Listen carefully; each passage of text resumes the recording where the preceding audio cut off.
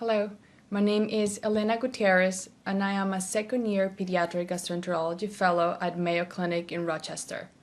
On behalf of my co-authors, I would like to thank Gastrointestinal Endoscopy for the opportunity to discuss our article, Upper GI Involvement in Children with Familial Adenomatous Polyposis Syndrome, Single-Center Experience and Meta-analysis of the Literature. During this author interview series, I would like to center our discussion on duodenal involvement.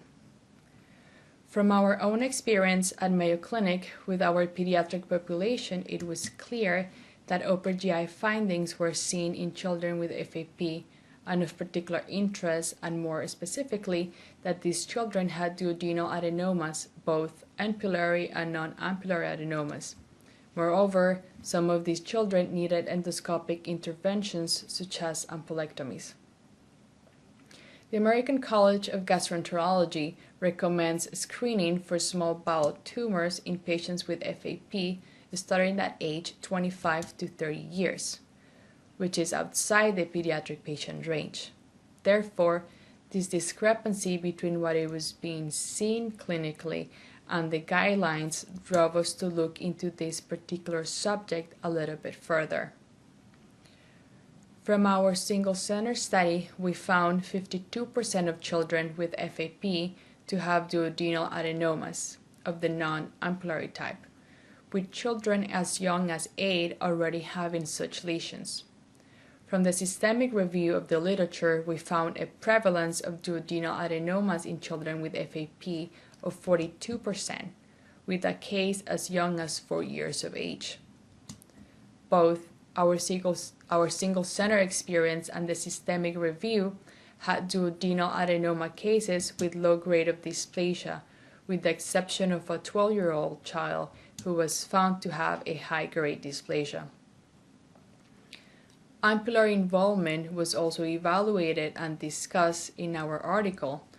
From our single-center experience, 16% of children with FAP had ampullary involvement, but even of more relevance and important is the fact that some of these children require an ampulectomy at an early age due to polypoid transformation of their ampulla.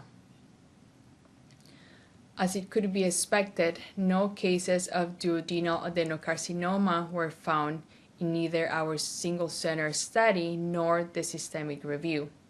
However, little is known about the natural history of such duodenal lesions, both ampullary and non-ampullary, in the pediatric population, especially when duodenal involvement is seen as early as age 4.